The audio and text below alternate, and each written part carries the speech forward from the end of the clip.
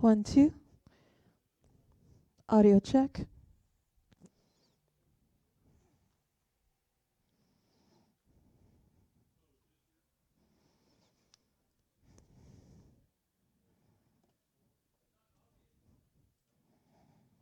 Two minutes to broadcast time. We will begin shortly. Please stand by.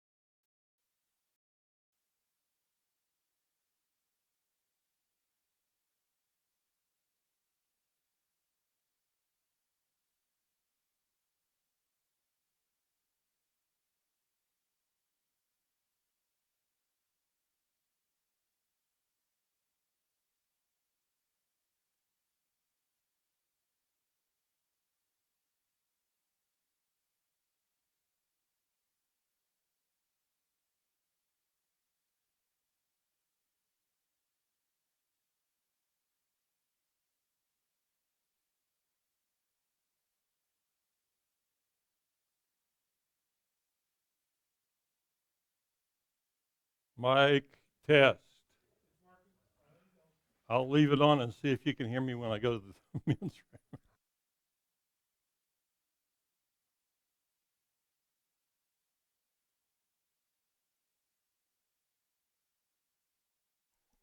Test. This is a test. Rabbi Yochanan, would you please talk to do the testing? Please excuse our delay. We will begin our broadcast here shortly. Thank you. Testing 1, 2, 1, 2, test. Thank you.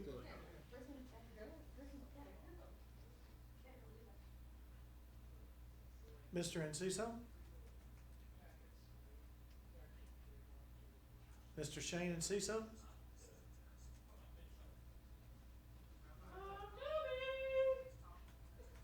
Where do you want me on? That mic a minute. Hello, how are you? This is a test of the mic. That's good.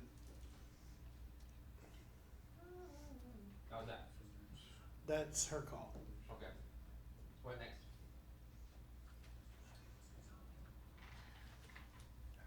Who's calling me? Ah, that went live. Yes, I told you guys.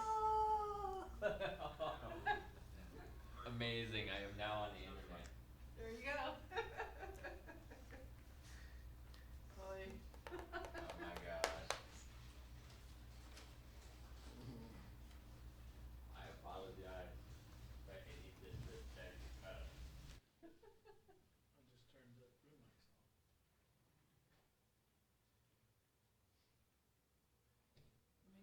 Double check my camera work here. Are we ready to go live? Ready? You're gonna stand or you're gonna sit? You want me to just sit? It's Okay. easier for me to sit. I mean, if you would sit. So I don't have to do so much moving around. All right. Camera work? Where is he? I can use him on this camera.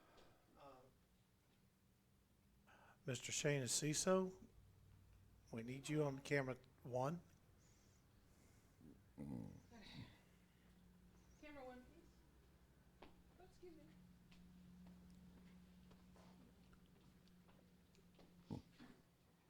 It's in ready position now. It's just when I need you. If you'll sit nearby it.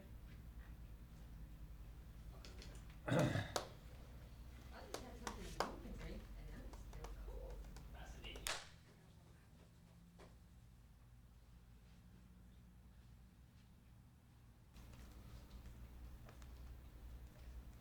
Oh, Rabbi, I need your computer to stream. It's not on. Oh, okay.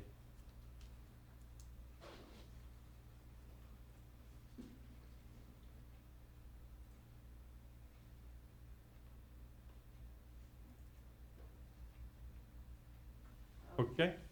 You got it on? Let me see if I can see it. Ah, we got your shofar in the way. Shofar in the way of what? Your table. It's in the front. Oh, we put it up there when we moved the Shalom table. That's what it is. This is too high. How's that? That's good, thank you. You got time for another 1 minute power nap? Now we're at high. Oops, I didn't realize I was sitting on that.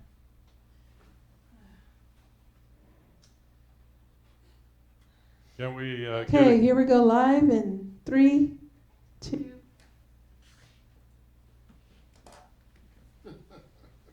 Well, my head's chopped off. Wow, you didn't tell me you were gonna stand. There we are. Oh, you froze on that one. I'm froze on that one. Move his up.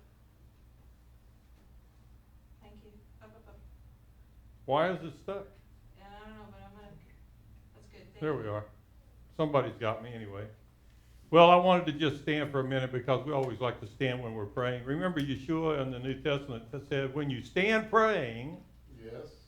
so we like standing praying. That is a Jewish thing. Most of the Christian church, the Eastern or Western rather Christianity, they don't seem to teach on whether you should stand or kneel or lie on your face or what, you know. But in Judaism, there's a time and a place for all of that, and we mostly stand praying, especially when we're together in a community. So please rise and pray with me. Avinu Shabbat our Father who is in the heavens, we honor you this day with your Torah. We open it up to study and to pray and to seek your face. We ask you, Father, if it be your will, to please pour out upon us your spirit, your anointing for studying your Torah. This is your word, Lord, and we can't get it without you. So we ask you, Father, to come and join with us. You are the master teacher, and we ask you to join with us and teach us and anoint us to study your word tonight. Yes, Lord.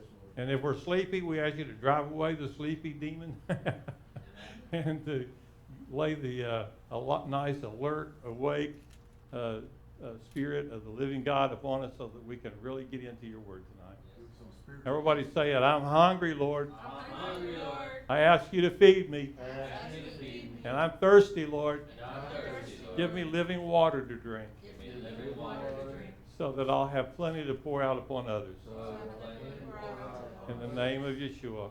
In the name of Yeshua. Amen. You may be seated. Follow him down. I'm too excited. I'm just about ready to launch right here. A while ago, I was so tired I could hardly hold my eyes open, but I went back there and I started praying. It got me a little power quickie nap, and I started praying, and I just started feeling good, and I'm there. Praise God. Amen. We're going to Leviticus chapter 16 tonight. And this is Tuesday night, in case you're missing that. We start in verse 1. It starts off, Vaydaber Yahweh el Moshe, Acharei Mot, Shnei Bnei Aharon, Bikar Batem. When they drew near. Lifnei Yahweh, Vayamutu, and they died. So this week's Torah parshah starts off with the death of Aaron's two sons that were priests in the temple. I'll read it in English. And Yahweh worded to Moses. This Hebrew is so conceptual. There's not really any clear, concise way to translate it so that it's absolutely perfectly correct in another language I'm talking about. Yeah. In Hebrew, it makes perfect sense, but when you translate it to English, There are a lot of different ways you could read the same part and it just It's true. translates differently. So you could say, and he, Yahweh, worded to Moses, or he spoke to Moses, or you could say the word of Yahweh to Moses. So there are different ways of saying the exact same thing that's here in the Hebrew. And it goes on, Acharei, which is after the death, Mot, of the Shnei Banei Aharon, the death of the two sons of Aaron, when they brought near before Yahweh and they died. When they brought near, that's news. that's the sacrifice that they were going to offer before Yahweh. If you go back and read the story where they actually related the story to you in a storyline, you find out that God had come into his tabernacle and manifested himself in such an amazing way that it just, everybody was just absolutely, Everybody. they were falling on their faces, they were crying, they were shouting, they were praising God. And the two sons of Aaron really got caught up in all this because they made this happen in their mindset. In their mindset, they made it happen. But what they forgot to factor in is that God had told them exactly what to do, how to do, and when to do. Right. So it was his timing. Everybody say his timing. It's It is time. time. How do you know that you are not presenting strange fire? Follow the instructions. Well, there's a lesson in here if you study the story closely. And you find out that what Aaron's two sons did is they got involved in humanistic perversion of truth. They took it upon themselves to go back into the temple and to offer these sacrifices and to try to move God by force. And I see a lot of charismata today that wants to do exactly the same thing. That's dangerous ground to walk on. It's heartbreaking to me to see people moving so far away from Scripture that they don't even recognize when they're crossing the line. Mm-hmm. And well, God's going to deal with it. That's all I can say. God's going to deal with it. In the meantime, I have to be careful that I don't myself get off track. Notice I didn't say I have to be careful that you don't get off track. Mm-hmm. God did not give us his word so that we could correct others and their theology. He gave us his word so we could correct ourselves, so that we can walk in harmony with his instructions. When we start trying to make other people walk according to what we perceive God's laws are, that would be starting to get into that humanistic perversion that Aaron's two sons got into, that got them in trouble and killed them. Now people wonder, well, what do you do if a priest goes into the Holy of Holies and he dies in there? Well, two of them did. Yeah. And they got someone who was clean, ritually clean, to go in there and carry those two guys out of there. Drag them out. Nobody puts a rope on the ankle of a priest.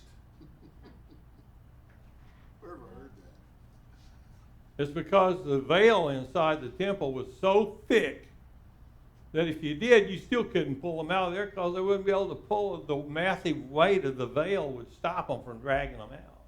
Okay.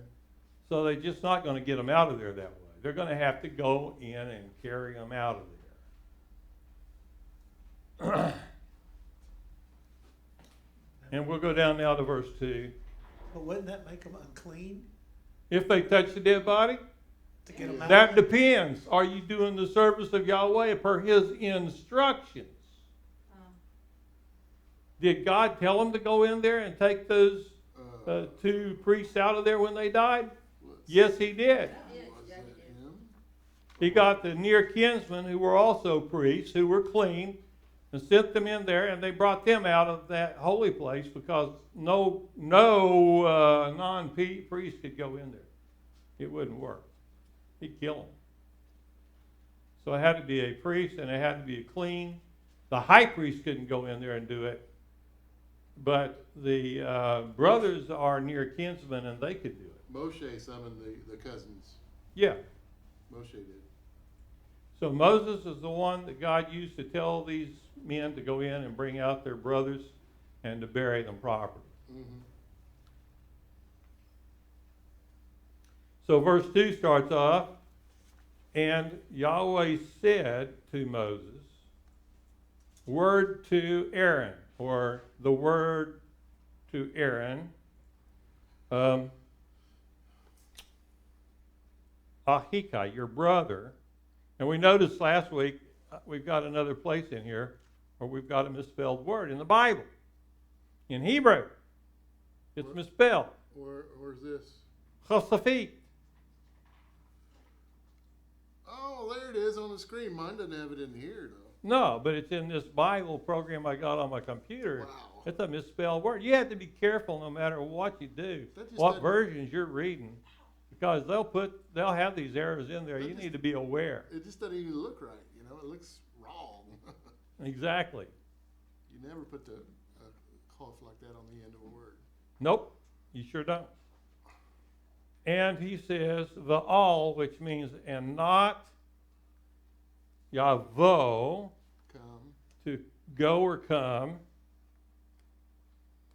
Bikal at any eighth time. At any time. Do not come at any time unto the holy mebate from the house, le paroket. Mm-hmm, the curtain. The paroket is the curtain, the veil. That's what ripped from top to bottom when Yeshua died. Hallelujah. And El Panei Ha Kaperet, before the mercy seat, Kaporet. Kaporet, Mm-hmm. which all which is upon Ha'aron. Ha'aron is the ark, and not Yamut. Because, but anon, the cloud, I will appear all hakaperet. In the cloud, ba'anon, in the cloud, ara'eh, I will appear el, upon, or all, upon, which is, all means literally upon, Mm-hmm. hakaporet, and that's the mercy seat.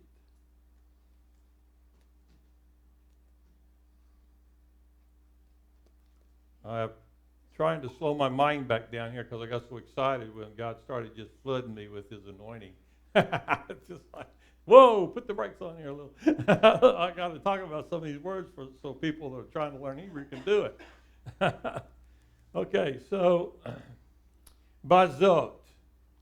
Zot literally is the feminine form of this. Yes. What would be the masculine form? Ze. Zeh.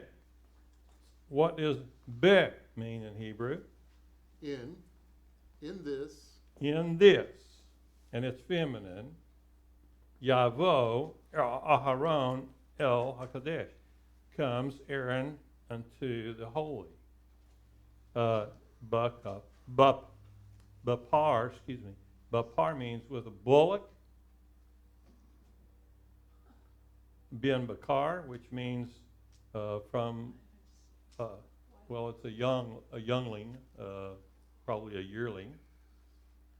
Lechatat, for a sin offering.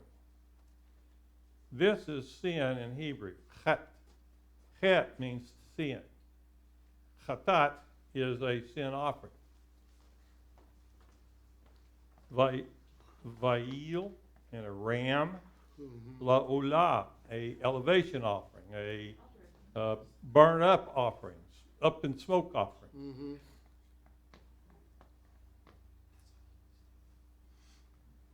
You know, when I read the story of Cain and Abel, I wondered exactly what it is God did to show Cain that Abel's offering was more acceptable. How did he know that? I mean, if you burn up your best of your produce from the ground, it goes up in smoke. If you burn up the best lamb you've got, it goes up in smoke. So exactly how would Cain know that Abel's offering was more sweet unto the Lord, to Yahweh, was more preferred? Because that's what got him angry. Remember, he got angry because his brother's offering was consumed. Mm-hmm.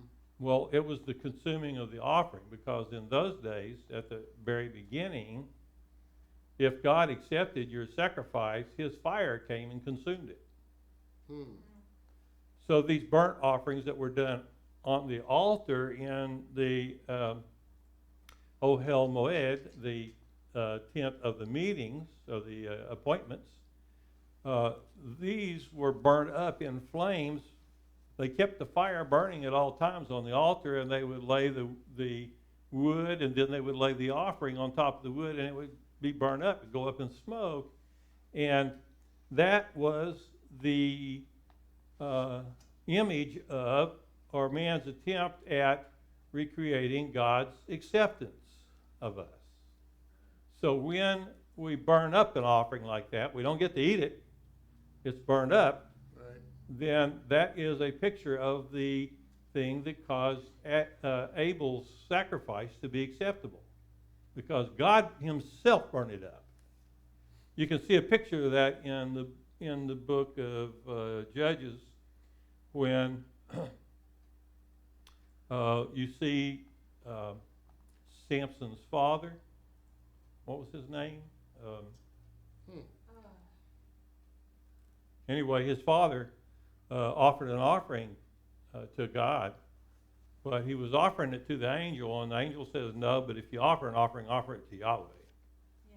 And so he put on the rock what was his makeshift altar, which had to be a stone without any tool usage on it, not modified by tools. And they put the wood on there, and then they put the offering on there, and the angel touched the end of his rod to the top of the rock, to the sacrifice, and it was drawn up into flames and up into heaven right there, right before them. And God accepted that offering from, man, I almost had his name. It was right there on the tip of my tongue. It wasn't Moab, it was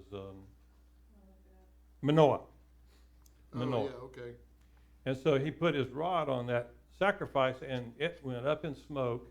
And you can see another picture of that in the book, same book, Judges, when Gideon offered unto the Lord. And that the angel of Yahweh accepted that sacrifice and took it up into the heavens to Yahweh. And that's a picture of that, God actually taking that he touched the end of his rod there, and then it went up in smoke. So these are the sin offering and the elevation offerings are pictures of God's approving and accepting of these offerings. And when they are done according to the prescription that God ordered, the sequences and the timing and the way it's to be presented and how it's all done, then it becomes a absolute fact that the priest has the authority to say this is acceptable unto God. And he does that by burning up that offering there on the altar. So these things are memorials of supernatural type offerings that were given in early days in the Bible. So there was a bullock for a chatat. And then there was a ayil, a ram, as a olah, an elevation or a burned up offering. The chatat is also a burned up offering. So what's the difference? Well, a chatat is for the purpose specifically of covering or atoning Sin. for the sins of the priesthood. And then the priest is now has his atonement. Now he's covered, so he can then offer the elevation offering for the rest of his family and or for the house of Israel. Okay. Go down to verse 4.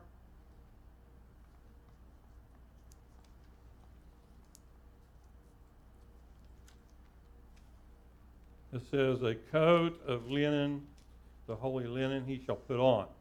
That's kitonet, bod means linen. Kitonet bod means literally a linen, holy linen coat Yeah, jacket. that he shall put on, and breeches. Miknaseh means breeches of bod, linen. And he shall have, or it shall be, all on basaro, his flesh. Mm-hmm.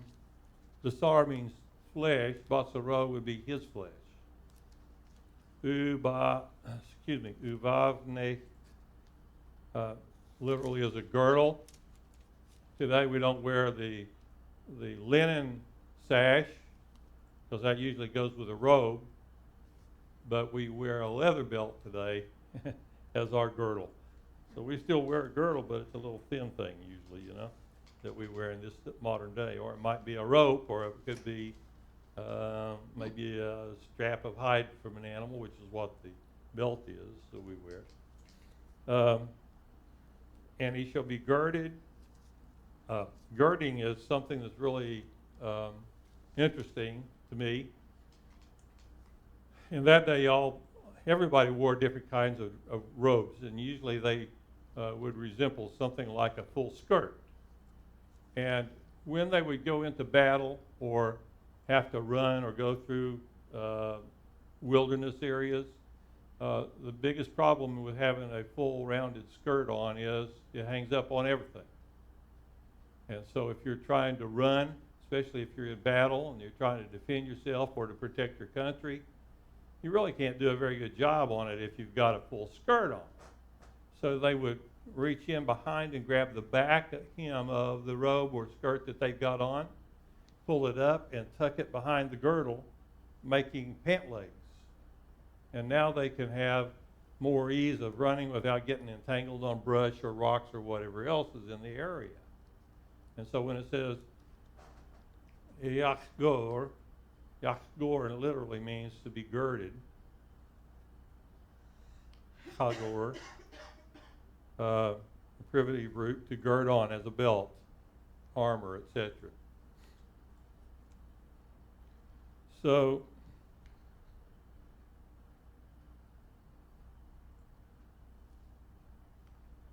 So he's girded and with a mitre, and the mitre would be the crown. That's a linen crown that he wears. And if he's the high priest, he's going to have a gold plate on the front of that mitre. It's a linen mitre that's wound around the head. So it's twisted as it's wound around the head, and it makes a crown. And then the band at the bottom is going to have the gold plate on it, and it says Hodesh LeYahweh, holy to Yahweh.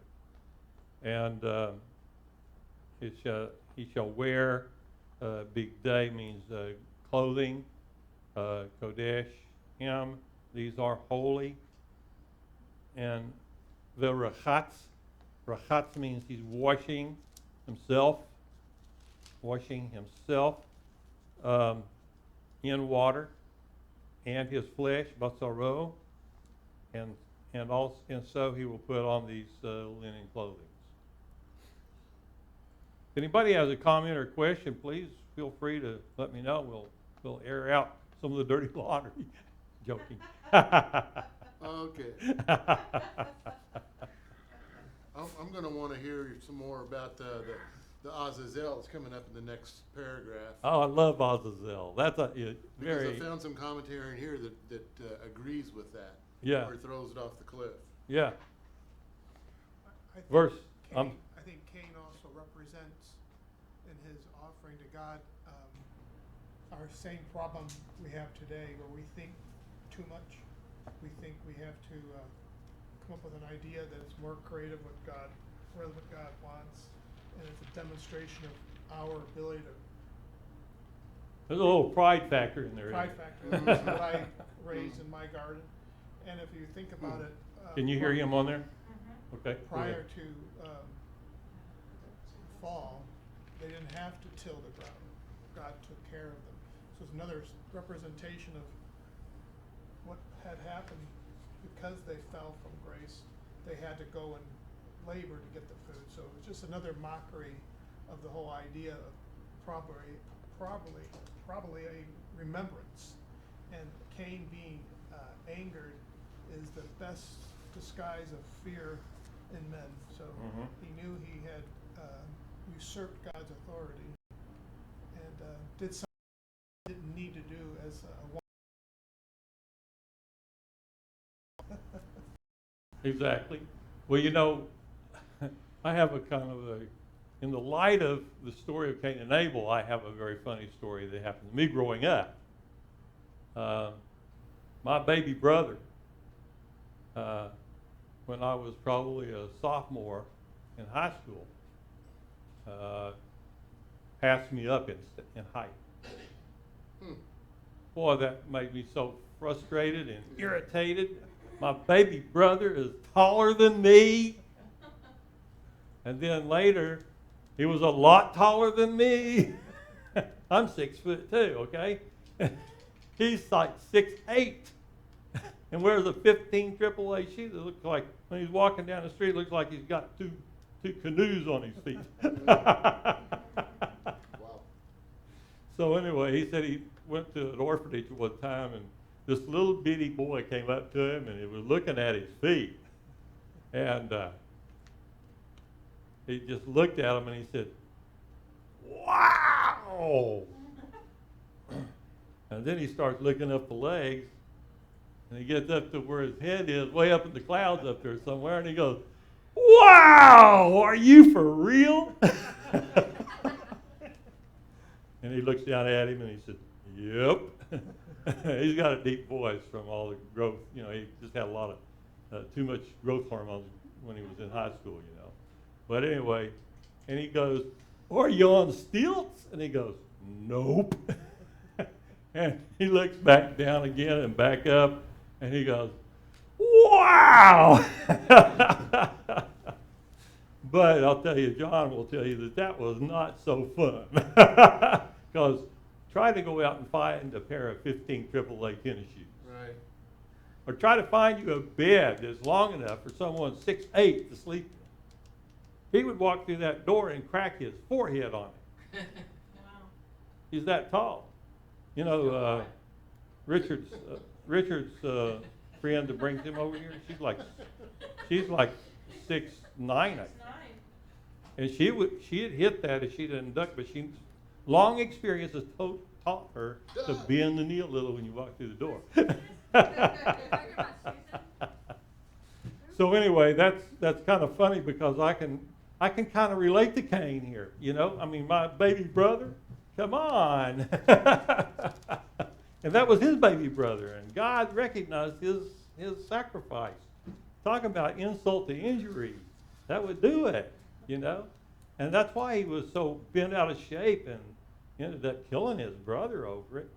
There's something that's important to you and is huge in your life as God. That is something that would get to you if your brother's sacrifice was accepted over your sacrifice. Yeah. So anyway, it's funny what you think of when you're a kid reading through these things.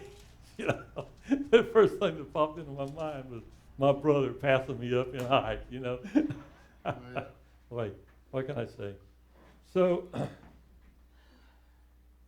he says in verse 5 again, we'll start off at the beginning again. And of the congregation of the children of Israel, he shall take 2 kids, Shnei Seirei, kids, Sirei. This has got the doggish point on the left. That's the shin. But if the doggish point is on the left, then it's not really a doggish, it's the vowel marking on the top of the letter. that tells you whether to pronounce it as a sin or a sheen. And if it's on the left, it's sin. If it's on the right, it's sheen. So you pronounce it like sh if it's on the right, or s on the left. So like the letter S. So Ray means literally kids of, and they translated that properly here. Kids of Ezim, which is the goats. Male goats. Male goats. Lechatat, for a sin offering. So there's that root again. Het is the for the sin, and it's the understood to be the sin offering. The ayil, or a ram. Echad le'olah, for a burnt offering. So there's a ram of the goats, or a goat that is a sin offering, and there's another one that is there's one for a burnt offering, but they don't tell you what the other one's for right now. And Aaron shall offer his bullock of the sin offering, which is for himself. So here he's covering his own sin. That's the not the goats, but the ram. It's a lamb that's a male lamb that's being offered as a sin offering for himself. And to kapar, and to make a covering, ba'ado, for himself, uva'ad, and for unto beito, his house. So he's offering the sin offering, not just for himself, but for his family. And he shall take the 2 goats. So now we're dealing with what he does with the 2 goats. Seirim, the 2 goats, v'ha'amid, and they shall stand them, lifnei Yahweh, before the Lord. In the opening, patak is often translated door, like they did here, but it doesn't actually mean door. It means opening. And so a doorway can be an opening if it's open. If it's closed, it's not an opening. But that kind of a door that's on a hinge on a house would be called dalit, not patak. So to translate it to door is not correct. But being English and not really understanding the subtleties of Hebrew, we don't care if it's a door or a flap, do we? Well, you would if you lived in these days. So the Patach Ohel means tent of Moed. It does not mean congregation. Well, it can mean congregation. It's understood that a congregation is going to happen there. But this actually means the Moed means the festivals, the appointments. So this would be the tabernacle of the appointments. And when do we gather in the tabernacle of the appointments? At the appointments, when there's appointed times. Then we gather. So it would be a congregational thing, but it's not really, the translated congregation is really not good translation of Hebrew. Verse 8, and he shall, Natan means place. Aaron. Give. Natan means give. It means give, that's right. What did you say? Place, as in put. Put, yeah. Give, place, put. Aaron upon the Shnei 2 goats. And then it says, Goralot. Goralot means literally lots. Goral, lot, and echad. Okay, now, for Yahweh, and lot 1 for Azazel.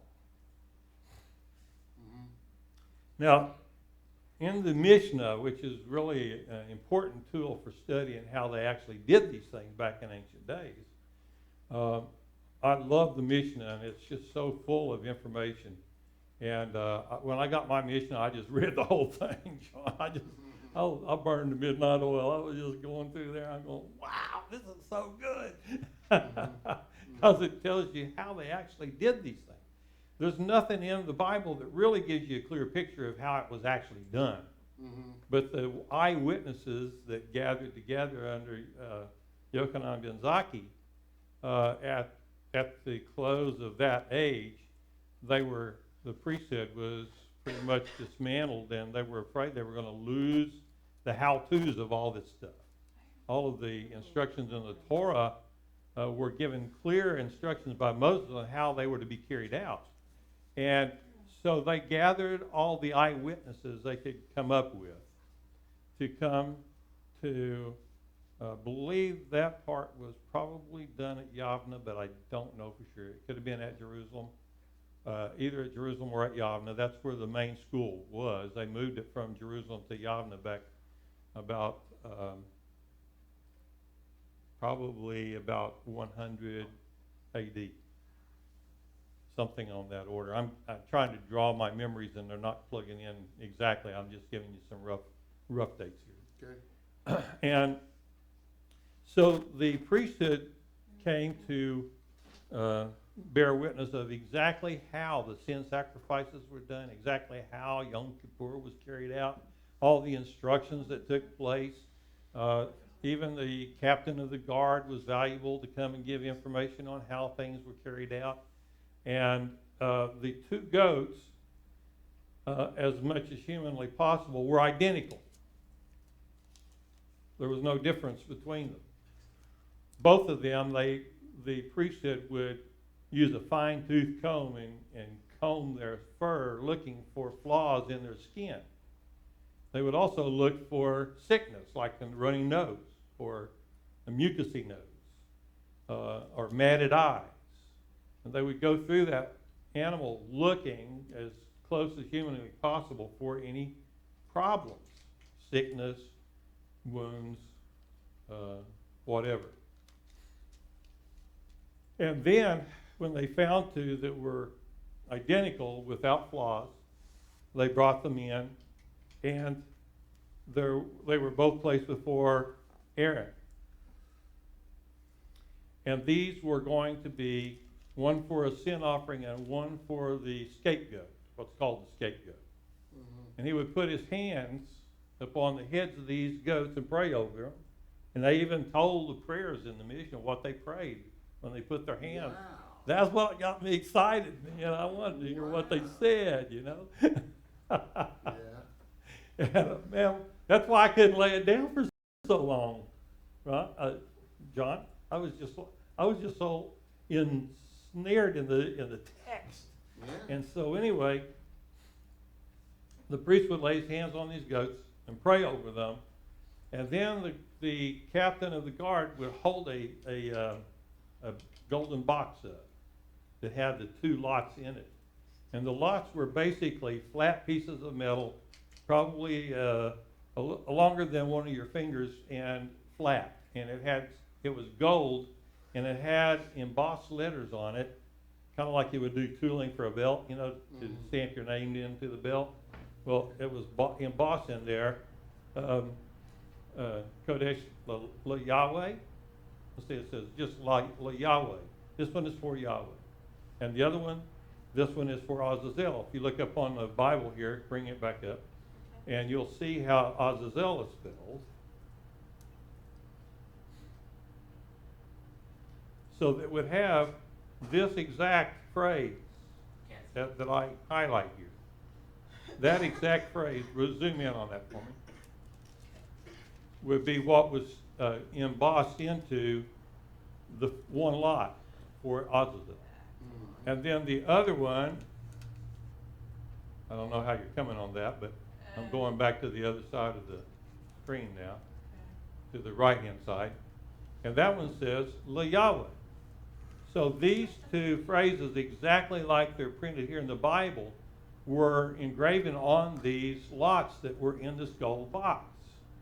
Okay. And the captain of the guard would shake this box and rattle it around, hold it up high, The priest then would reach his hand in under the lid and grab one of the lots in his right hand.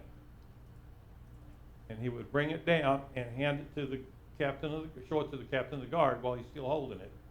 And the captain of the guard would read it, and he would say, La Yahweh or La Azazel. Mm-hmm. Now he knows which hand represents which goat. Till that point, they're not assigned. But by casting of lots, they are selected, and they leave it up to Yahweh to decide which one gets in which hand. It was always considered to be a good omen, if you will, if the one for Yahweh came up in the right hand. And it was considered a bad omen for the year to come if Azazel come up in the right hand. Now here's what's so interesting.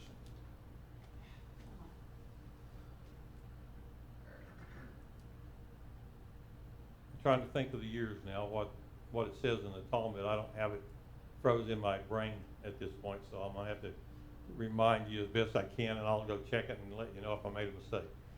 But it was something like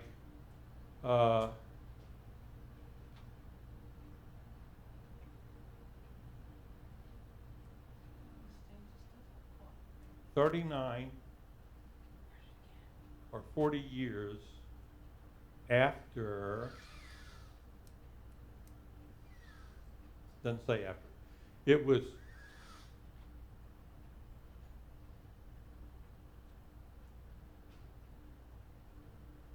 well, I'm just going to tell you, and I don't know if I got the number of years right and how I'm using them, okay? Okay. I'll have to go back and restudy that. But it was 70 years was when the Talmud, when the Torah, the temple was destroyed. Right. So 70 AD is a mark year. The Talmud tells us, and here's where it is. Now I got it straight. The Talmud tells us that 30 years, or it might say 40. No, it's 30. 30 years before the destruction of the temple, Okay. these lots quit showing up in their normally approved order. In most years, the lot that showed up in the right hand of the priest was Yahweh. And it foretold a great year to come for the people of Israel. What happened, I think it said 40 years. Yeah, 40 years before the destruction of the temple. What happened? Messiah. What about him? He was killed. It was exactly 40 years before the temple was destroyed when he died. He died in 32 AD. So that by itself, that statement in the Talmud, if nothing else, proves that Yeshua is the Messiah. There's no other way. Isn't that interesting? Yeah. So here we have, and I don't know anybody else that teaches this. I think there are some out there that know it, but I don't hear anybody teach. But anyway, so this thing about which hand the Yahweh or Azazel appears in is very key in choosing which ram or which goat rather is going to be the sin offering and which one is going to be the scapegoat. Right. The scapegoat is not killed, at least there at the temple. It's let go in the wilderness, but the way it's let go, it's going to die. Because they give the eyewitness reports on how that was handled too in the temple days. So there would be a scarlet thread that was divided into two strings. And the one that turned out to be on the right hand of the priest, if that was Yahweh, then they would tie it around its throat, indicating that's where how it's going to die. But one for Azazel, it's tied around the horns. In other words, something's going to break his horns off. Ooh. Okay? And so the process was that once the one for Azazel was selected. Now keep in mind, these are yearlings. These are not full-grown, full-weight animals, but they're small animals. They're probably 6 months, maybe old. And so they would take that one for Azazel, and they would lift it up and put it over the priest's shoulders. And then he would follow a path out of the temple. And that path was approximately 10 miles long, and it went up a mountainside, and fairly steeply up it at times. And there was a weighing station or a stop station there where he could stop, and they would entice him with food and drink. Why would they entice him with food and drink? It's Yom Kippur. Do we drink on Yom Kippur? Do we eat on Yom Kippur? No. So this priest is going to have to carry this goat up that mountain on Yom Kippur without food or water. So they had a special station there at one or 2 points. I don't forget exactly, don't recall right now, but he's walking up this mountain with this goat on his shoulders. And some of the people would be standing there, want some water? Want some water? Here, have some food, you know? And he just keeps right on marching. And when he gets to the top, he takes the crimson thread off the horns, and he ties it to a rock up there to prove that he was actually there. Then he would take that goat and do a blessing over it. We don't know what the blessing was because I don't recall it saying in the book, in the Mishnah. But they would take the goat and shove it backwards off of a huge precipice cliff, just gigantic cliff. And it shoved off and it falls backwards. And on the way down, it breaks up. Probably breaks off the horns, at least one or two of them. And it busts, its bowels burst forth as it's falling down this cliff until it finally hits the bottom. What does it say about Judas Iscariot? Doesn't it say that Judas fell over a cliff and his bowels burst forth, and that's why they call it the field of blood that they bought for him with that 30 pieces of silver, corrupted money? So you can see that the pictures and types and shadows all connect. Why don't they talk about Azazel in the church today? For one, they're blind, dead to it. Two, like you said, they're not blinded to it, but choose not to. Well, Oh. I have a different That's it. opinion. Remember 2 Jews, 3 opinions? Yeah. Yeah. I believe it is because it would be self-incriminating for the church to talk about Azazel. So they don't. That's my opinion. You're welcome to my opinion as well as to your opinion. Yes? I think I read it in here, I don't know where, but the thread that was wrapped around the rock was supposed to turn white if it was. No, that's the one that they tied to the temple door. See, the other thread was around the throat of the other goat. Right. He's going to be slaughtered with the shot, Right. and then he's going to be burned up on the altar. And before they burn him, they take the crimson thread off and tie it to the temple doorposts. And that's the one that turns white? And that's the one that turns white. And guess when it quit turning white? 40 years. Yeshua. 40 years before the destruction of the temple. Oh, Wow. And so we have the bad omen. It started coming up mostly in the left hand of the priest after that. And the white crimson thread quit turning white at the same time, immediately following the death of Yeshua. Now, if that's not a message from God, who's it from? And if the people are rejecting that sign from God, then where is the guilt going to lie? When the high priest, Caiaphas, the high priest, said, we are at fault and we put the blame for this on us and our children. Yeah. And so ever since then, Israel has had nothing but bad years coming, it seems. That every year there was a foreboding about what was going to happen next, because it always turned out bad every year. Pretty bad. So anyway, continuing to the next verse. Oh, I had a question. Oh, please answer your question. Oh, No, I was just asking, okay, all this info that you got is where? Mishnah? Mishnah. Okay, let's talk about Talmud.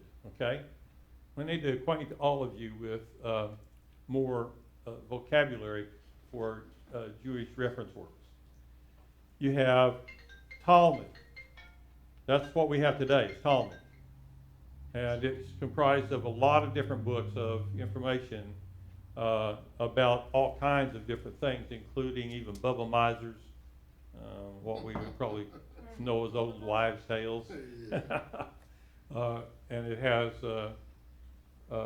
information from the Shulchan Aruch, which is the order of the table, which talks about you cannot take more than 6 steps after rising before you wash your hands, or you can become demonized. Mm-hmm. Okay, so there's a lot of stuff like that that's in the Talmud. We have the Babylonian Talmud and the Jerusalem Talmud. The difference is, where do you live? You live outside of Jerusalem or inside of Jerusalem. The one that was written for Jerusalem was written for those who come to Jerusalem to celebrate the feast. For those who are outside of Jerusalem, it's called the Babel, or the Babylonian Talmud. And it's written for people who live outside of Jerusalem and are not able or cannot plan to come to Jerusalem for the holy days. And that would apply to the United States as well as to Babylon and to Turkey and various other places around where it was too far to go for the feast. Okay. Then, before that, we had the Mishnah, which was actually the first set of compiled writings about eyewitnesses from temple days. And then this next section called Jerusalem and Babel, these two sections are called Gemara. Means added in. So we have an attempt to legislate Jewish life around whether you are in Jerusalem or outside of Jerusalem. If you're outside of Jerusalem, there's tighter rules that you have to follow. And they came up with things like Glock kosher. Have you heard of Glock kosher? Glock kosher is a special set of rules for those who live in the diaspora, the scatterings, that tell much tighter rules for keeping kosher in your kitchen. For example, you cannot have milk cooked with meat in any form, shape, or fashion. Except, there is one exception. We must have our lox and cream cheese. And that's the truth. But it's not against the Torah to do that. Right. And so the Glock kosher rules are that if you even cook a piece of kosher animal in a pan that has had milk in it, that you're breaking the kosher law. That's Glock kosher. It's tighter, you see. They would keep 2 sets of pans, and they still do this today too, by the way. One set of pans for cooking meat in, and another pan for cooking milk in. You don't mix them up. And there are also other things such as the hand washing that we were describing earlier after you wake, and a lot of other such things that were added in by the rabbis and the sages of old. Anyway, that's the Talmud, is how it all developed. The Talmud includes all of the writings, the Mishnah and the added parts that were the Gemara, and all of the descriptions for in Jerusalem, out of Jerusalem, the diaspora, and all of that. So that's Talmud. That's trying to establish guidelines for Jewish living. Any questions or comments? I must be a good teacher, or you guys have been asleep on me. I don't know which. I've always wondered what the difference was between the Babylonian Talmud and the Jerusalem. That was a good explanation. Thank you. You're very welcome. I got it from a rabbi, right from his mouth. Okay, How so did we acquire these books? I'm sorry. How would we acquire these books? Acquire what books? The books that you're referring to? Well, if you go to most any bookstore and look in the Jewish section, you'll find books on Mishnah, Talmud, and even the Shulchan Aruch, and myths and legends, and all kinds of stuff from Judaism. And they've got a pretty abundant supply of it at most good bookstores. If you go to like the Borders or to what's the other one, the big one, Barnes and Noble here in town, Mm-hmm. they'll all carry it. And I even found a book called Every Man's Talmud, which is a condensed form of the whole Talmud. Okay. How do Yeah. we know we got the right ones and not some sort of mistranslation of something? Well, if you're getting Hebrew, you don't have a problem with translation because it's in Hebrew. But if you don't read Hebrew, then you'll need an American version, and there are a number of them. And the one that I don't like is the ones that combine all 6 volumes of commentary on the Mishnah in one set, because they cut out all the commentary. Mm.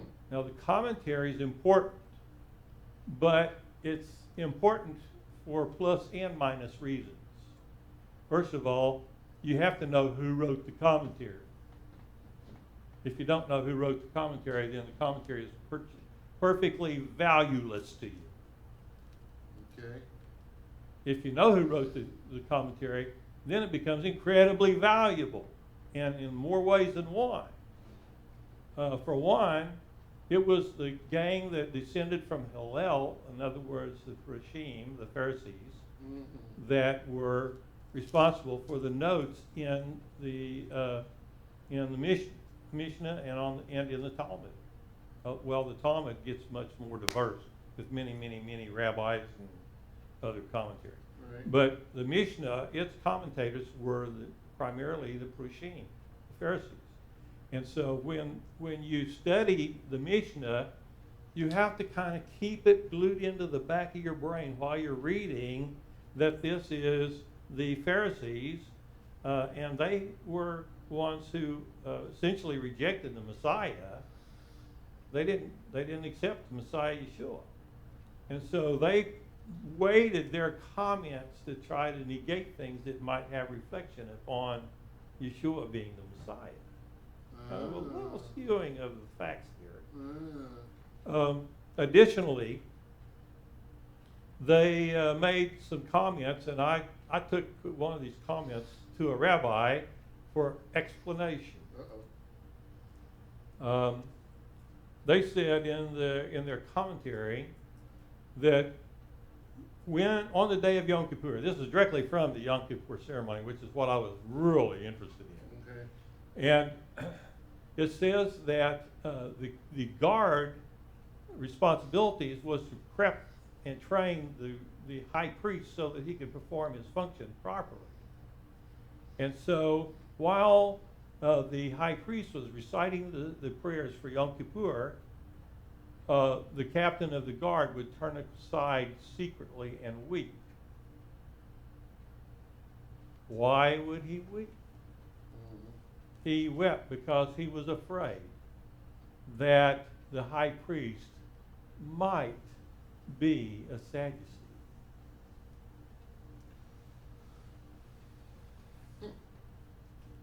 Talking about biasing people. Yeah. Okay? And the fact is, all the high priests up to a certain point were Sadducees. They were all Sadducees. And that's sad. That's sad, you see, because they didn't believe in the resurrection of the dead.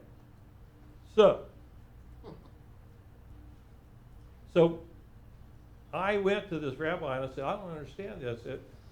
Why is it that they were afraid that the high priest might be a Sadducee if they were really all Sadducees? Yeah. And he smiled at me and he says, who wrote it? I said, I'm not sure. He says, Pharisee. Pharisees wrote it.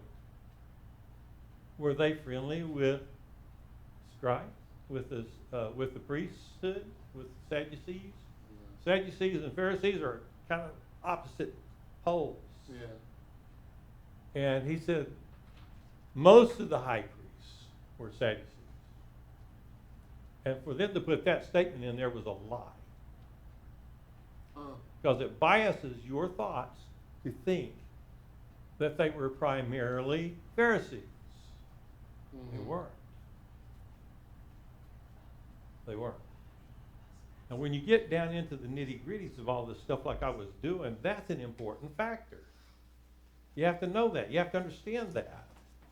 And it makes, as soon as he said that, I went, "Aye, you're right." I got it. Because I had an independent source that told me that most of the priesthood was Sadducees. Yeah. They were almost all Sadducees. And the Pharisees were the ones who were the Bible scholars, if you will, of the day, that were like the elite students, independent, non-denominationalists, if you will. All right. Does that make sense? Yeah.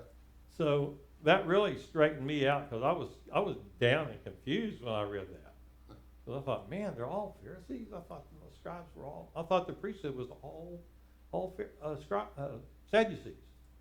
I thought they were all Sadducees, and it turns out no, they were all Sadducees, but the Pharisees tried to make it sound like they weren't. So anyway, I don't know. That's just a little confusion that was added in by commentators.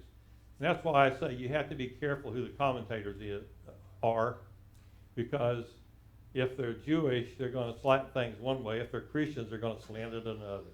Mm-hmm. And that's just the way it always turns out. The Christian commentators are just as bad as the Jewish commentators, are just as bad as the Christian commentators. Anyway, if you understand that, you need to come up here and take over this class. But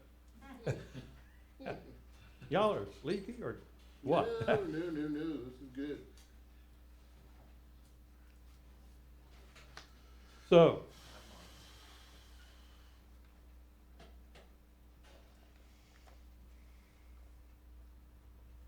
let's just read verse 10 here. It says, "But the goat which the lot fell on to be the scapegoat shall be presented alive before Yahweh to make a atonement or a covering for him, with him, and then to let him go for a scapegoat into the wilderness."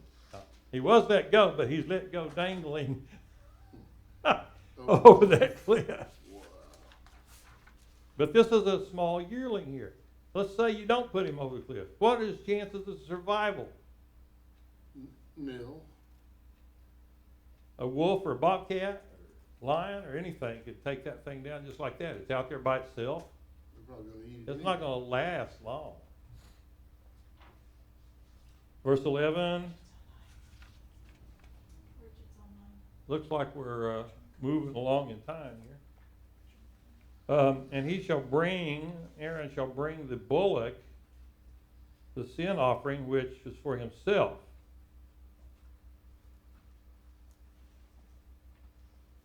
Down too far. He shall make an atonement for himself, or a covering for himself. The word atonement literally means a covering.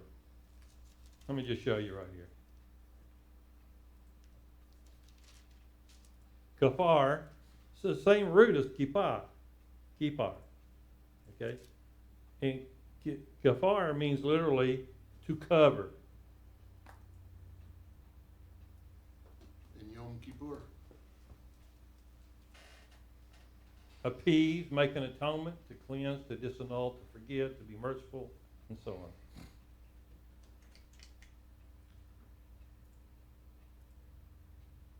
So he shall make a covering, a kippar,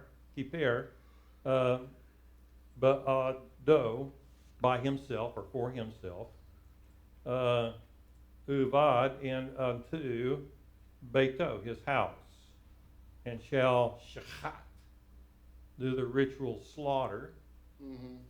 of the bullock, the sin offering, which is for himself. And he shall take lekach,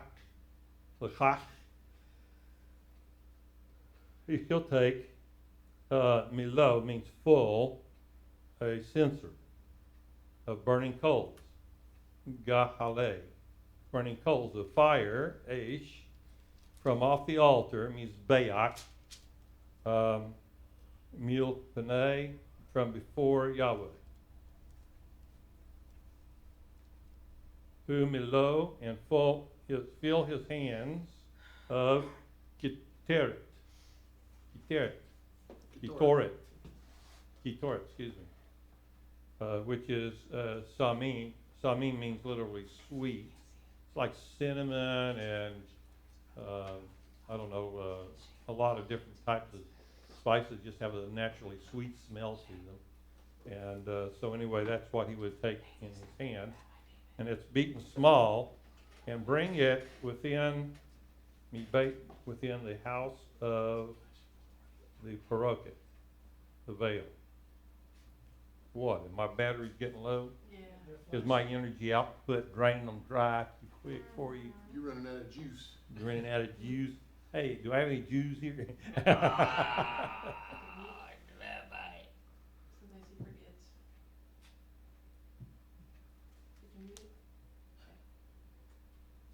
All right. That should do it. Is that better, sir? There you go. Okie dokie then. We got the power. You didn't read it too soon. You didn't read it too soon.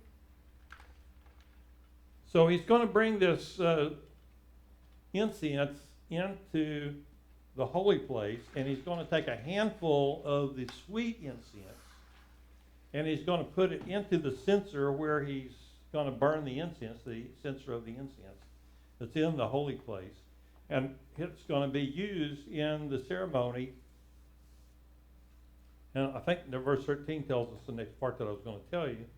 And he shall put the incense upon the fire before Yahweh, and kisah, that it will cover anan, a cloud, hakitoret, of the incense, et hakaporet, of the mercy seat, that is upon the testimony, and not that he does not die. So what he does is he puts this handful of incense on the burning coals. Smoke everywhere. Now, I'm going to have to show you something.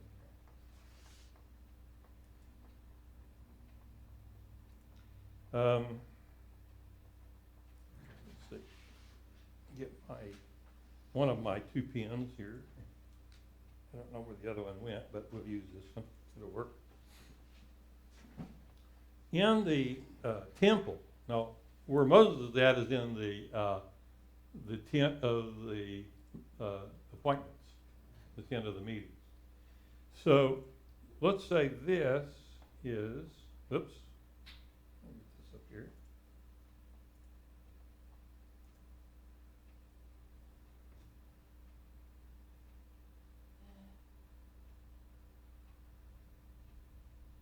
I'll use that one.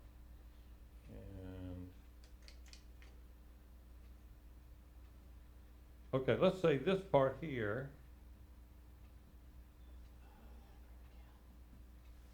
is,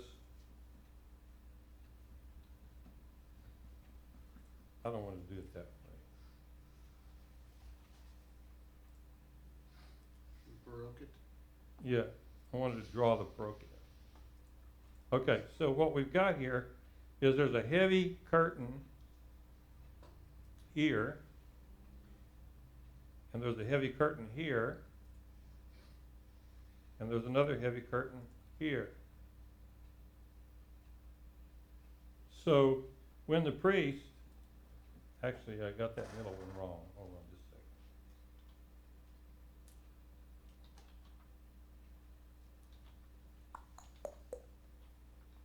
second. This one goes to here.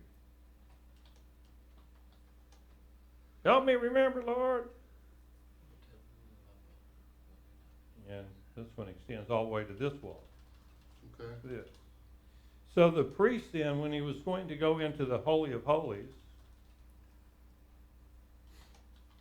and of course the rest of this is the holy place. And of course there's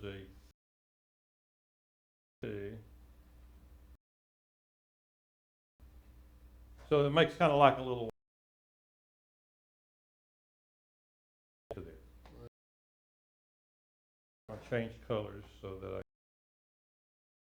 I have a way to show.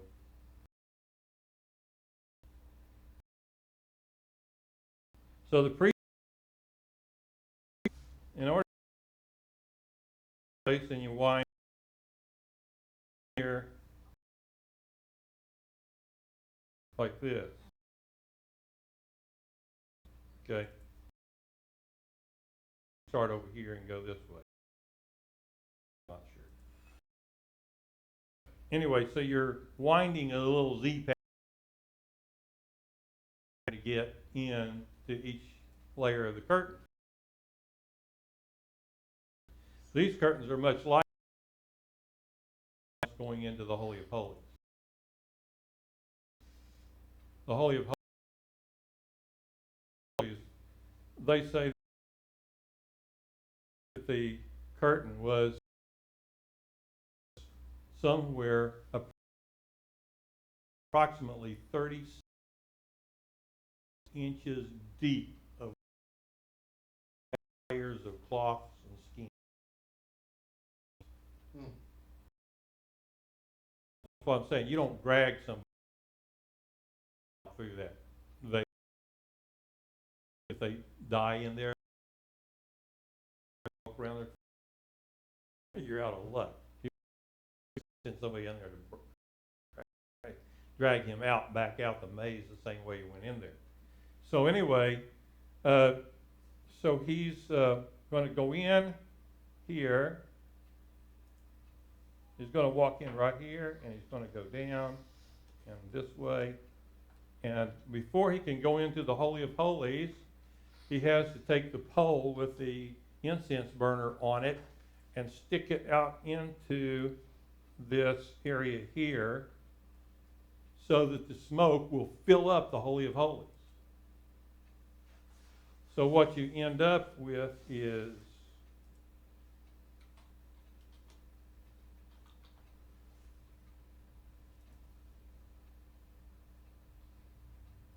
smoke, boiling, well, this didn't change colors for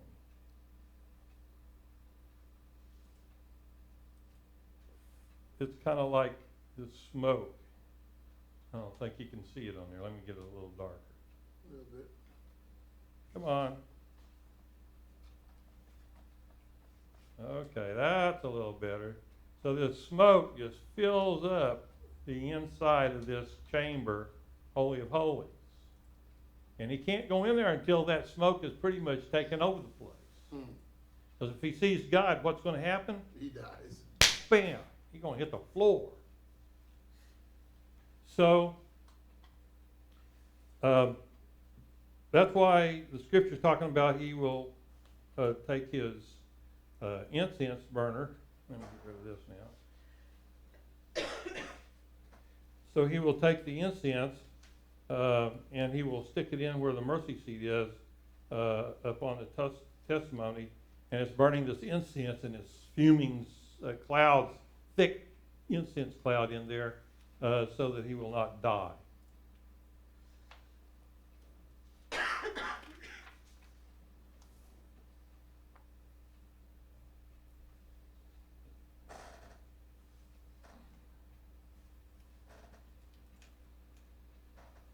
Okay.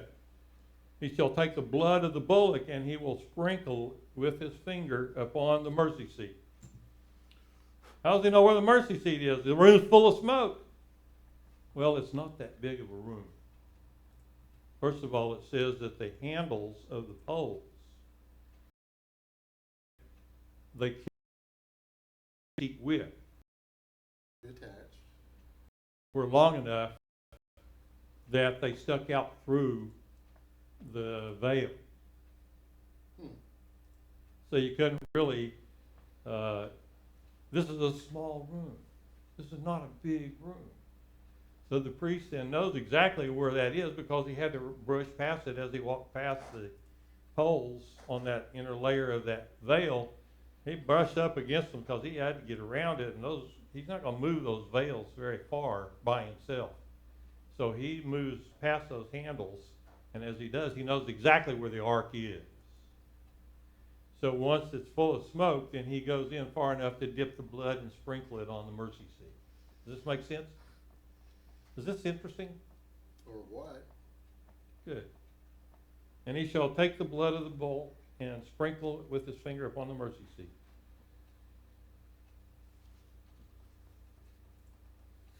He will sprinkle it eastward and before the mercy seat, and he shall sprinkle it 7 times from the blood of the with his finger. Then he shall kill the goat of the sin offering, chatat, sin offering, that the people, which is for the people, and bring the blood, his blood, to within the house, the paroket of the veil, and will do Hoseh, like Hoseh Shalom be Ramah, you know. Hoseh, he will make with that blood as a cover, as which he did, Hoseh, the blood of the parah, of the bullock, and the Hezah, and this is the more masculine form of that word. Oh no, that's sprinkle, excuse me, correction.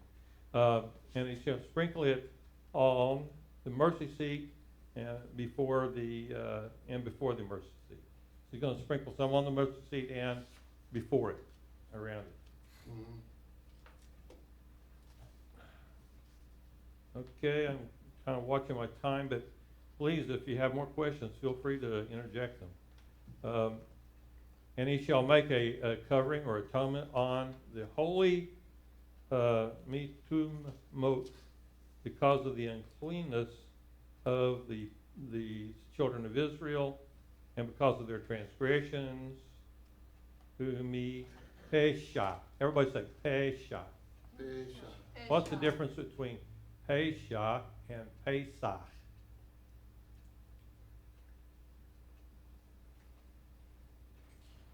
Spelling. Oh, excuse me. Yeah. Yeah, it does have. The shin is correct, but that's what I want to point. Mhm. The ayin. No, the It's shin not a is chet. Pesach with a Samic. Yeah. Pesach would be a het at the end of it. And a And it's Samic. also got a samic instead of a shin. So the Pesach lamb is different. This sounds a lot like it, but it's not. Pesach it's the transgressions. Let's look up transgressions here. Pesach, a revolt, rebellion, sin, different. The Pesach is the sacrifice of the Passover lamb. Is this helpful? Yes. When I first started learning Hebrew, I got all confused about that, and then I just sat down and analyzed it, and then it cleared it right up. You can't casually read the Bible.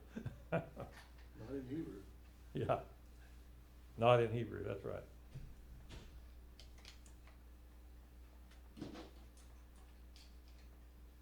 So it's because of the people's uncleanness that he's offering these for the people. Well, I got about 5-6 minutes left. Anybody want to discuss anything that's coming to your mind? Yes. I think that, what you shared tonight, offers a whole new layer of light and understanding to the privilege of Hebrews 4:16. Read. Chapter 4, verse 16. Let me just open it up here.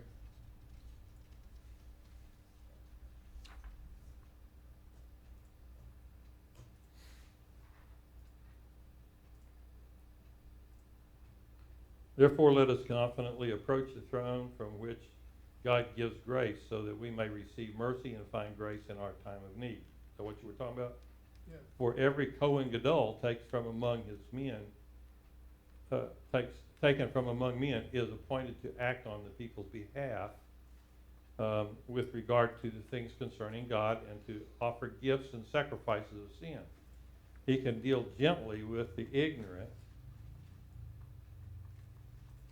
He can deal gently with the ignorant and with those who go astray, since he too is subject to weaknesses. Also, because of this weakness, he has to offer sacrifices for his own sins, as well as for those of the people. And no one takes this honor upon himself. Rather, he is called by God, just as Aaron was. So neither did the Messiah glorify himself to become Kohen Gadol. Rather, it was the one who said to him, "You are my son, today I have become your father." That's from the Psalms, where David was writing about the Messiah. It's a Messianic prophecy. Also, he says in another place, "You are a Kohen forever." You are a high priest forever. You are the Kohen forever, to be compared with Melchizedek. What is Melchizedek? The righteous king. It's really understood to be my king, the righteous. Malki, my king. Oh, the yeah, righteous. okay. Okay. And during Yeshua's lifetime on earth, he offered up prayers and petitions, crying aloud and shedding tears to the one who had the power to deliver him from death. And he was heard because of his godliness. Even though he was the Son, he learned obedience through his sufferings.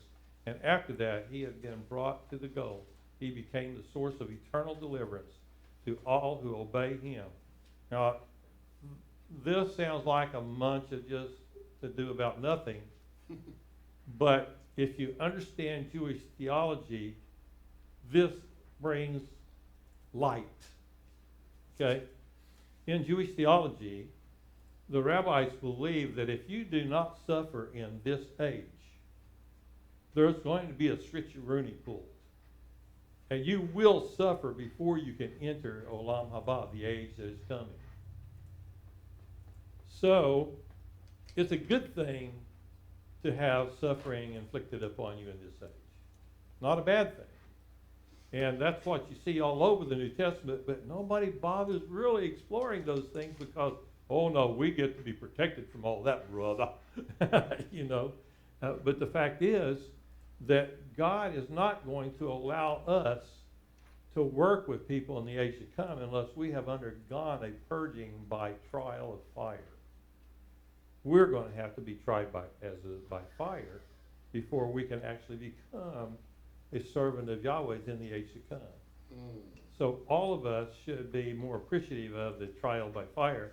Man, believe me, I've been going through it over and over and over and over and over and over for the past 28 years. I've been going through it, you know.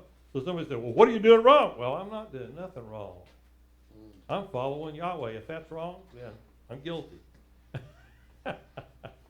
But I count it a joy to suffer in this age because it qualifies me for ministry for the age to come.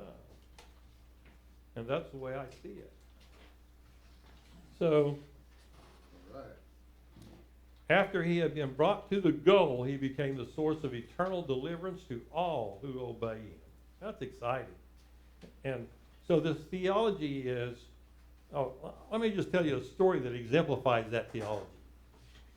There was a rabbi and his Talmud who were journeying to another part of the country, and they got caught in this area that was basically full of a bunch of ruffians and a notoriously bad part to be in. And so they decided to spend the night at this inn, and it was coming on the Sabbath, and so they wanted to spend the night off the road, and they stayed at this inn.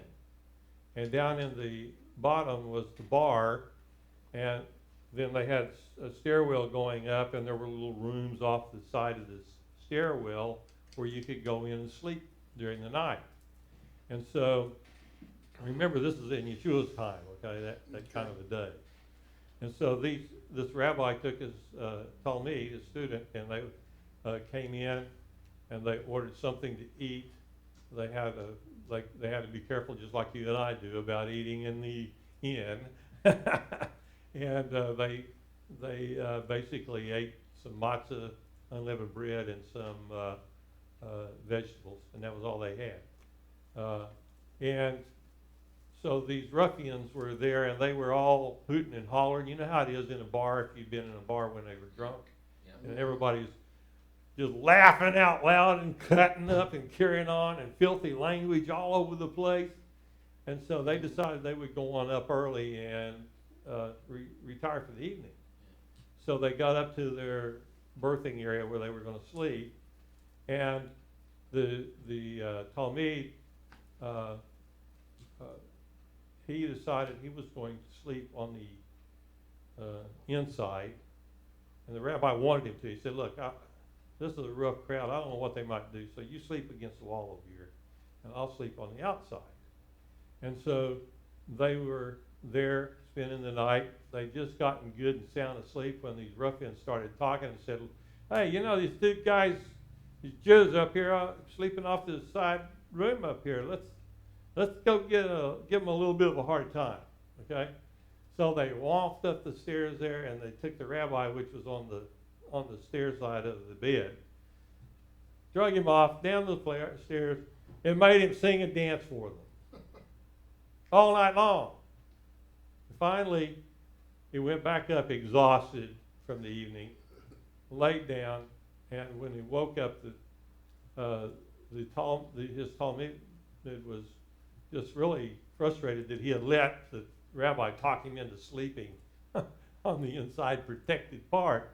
And he said, well, you know, how am I going to get to be approved for the age to come if I don't have some problems here, you know? So the next night was still the ending of the Sabbath, and they couldn't really go anywhere until the next day. So they went back up and they went to bed, and these ruffians are after it again all night long, drinking and hooting and partying. And they said, you know, let's go get those guys again. That was fun last night. And they go, yeah, let's go get them. So they went up, and on the way up the stairs, they said, you know, the old man, you know, we really gave him a hard time. Let's get the kid this time. And so they reached up there and they grabbed over against a wall and drug him out. It was the rabbi again. And they made him sing and dance all night long. And then he came back dragging in, and he heard his Talmud weeping. And he said, what's the matter? What's the matter? He says, well, Rabbi, last night they took you and made you dance, and the night before they took you and made you dance. I'm not going to get to have any persecution. So how am I going to be ready for the age to come? And he was weeping over it. And that's the attitude of our Jewish people towards all these things. We know we get tested, but we know there's a cause for the tests. And we're willing to pay the price because it gives us an opportunity to be of value to the Messiah when he comes. So that's a story that kind of pictures all of that for you. Mm-hmm. So, That being the case, huh? that being the case, Yeah. you and I should do real well. Oh, yeah. Most of us. Really. Carol, During Yeshua's life on earth, he offered up prayers and petition, crying aloud and shedding tears to the one who had power to deliver him from death. And he was heard because of his goodness, godliness. Even though he was the Son, he learned obedience through his sufferings. And I have to say, I'm doing that too. I'm learning obedience. And boy, sometimes it's hard to obey, but I do it. And I try to make sure that somehow during the process I break a smile and sing and dance before the Lord, because that's what lightens the load up more than anything else. Even though he was the Son, he learned obedience through his sufferings, and after he had been brought to the goal, he became the source of eternal deliverance to all who obey him. Since he had been proclaimed by God as a Kohen Gadol to be compared with Melchizedek. That's awesome, isn't it? Awesome. Well, that's about all we have time for tonight. I hope you enjoyed the class, and we'll do this again next Tuesday. Probably get all your friends to tune in. I think even if they don't know much about Hebrew and may not even be much interested in it, I believe that they'll get a lot out of it, and they will like it. Even if they don't know Hebrew, they'll like it. And just trust me on this. Invite your friends. Hey, there's this crazy rabbi in there talking on the Torah portion. Well, bring them in. Let them see, get and taste and see how good God is. Amen? Amen. Baruch Hashem. Well, if there's nothing else, I guess that's it for tonight. I hope that God goes with you and smiles upon you all week long, and that you will be able to dig some of this good meaty stuff out by yourself in the future, you know. Get you up here and let you teach some of these students. Yeah. That would be good, you know. So study to show yourself approved unto God, a workman that needs not be ashamed, rightly dividing the word of truth. And we'll see you all again next week. And don't forget, we have a Sabbath services are streamed live every week on Saturday morning. I teach a class at 10 a.m. called Bible Issues, and I just get right down to the nitty-gritty of what the issues are and how we're different and why we're different and how it makes a place for Zion that nobody else has. So if you'd like to explore that a little further, don't miss that rabbi's class at 10 a.m. And then 11 o'clock is our morning service. I hope to see you, and until then, Shalom Aleichem. God be with you.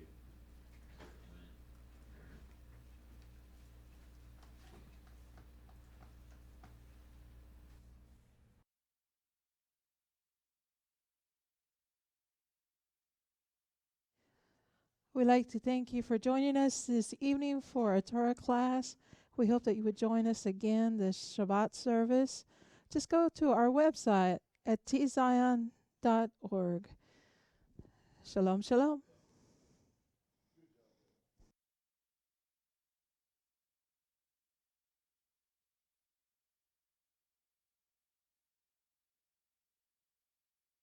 Shane?